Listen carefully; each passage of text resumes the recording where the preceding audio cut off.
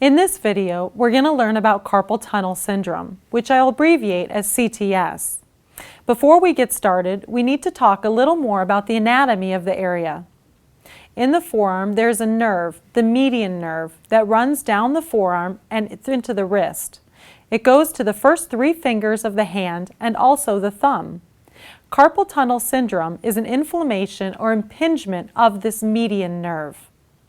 In the initial stages of carpal tunnel syndrome, people will feel discomfort, numbness, tingling, and pain in the first 3 fingers of their hand and possibly in their wrist as well.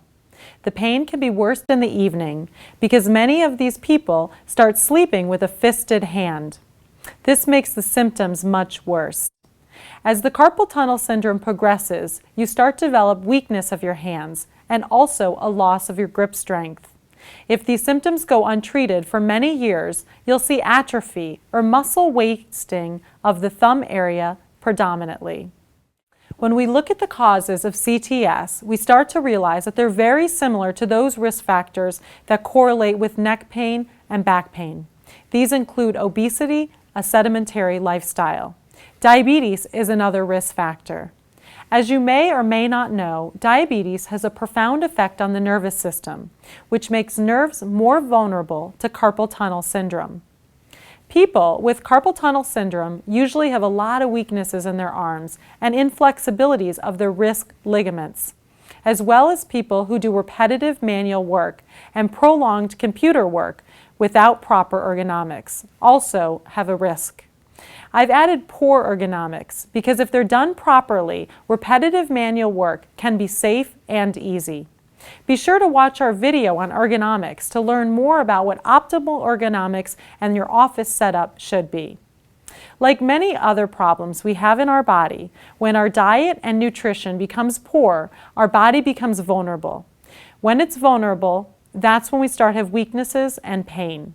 So if you're a computer user and not taking good care of yourself, that will be the major cause of carpal tunnel.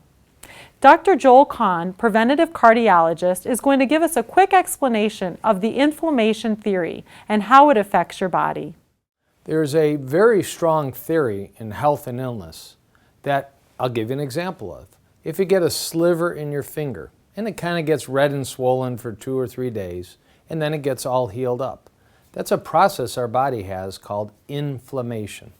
The body sends out all kinds of warriors to beat down the infection, to beat down the irritation, and to win the victory, and that inflammation heals ourselves.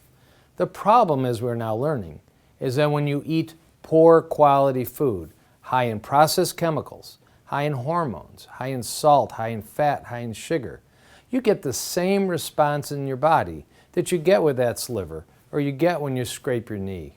And it heals up when it's the knee or the finger.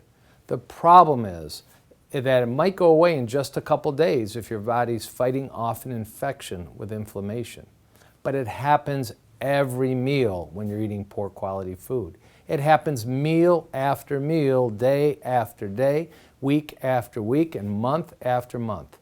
This is a very exciting topic that I've been studying a lot on. What happens to the body when it's chronically inflamed, not just the finger sliver?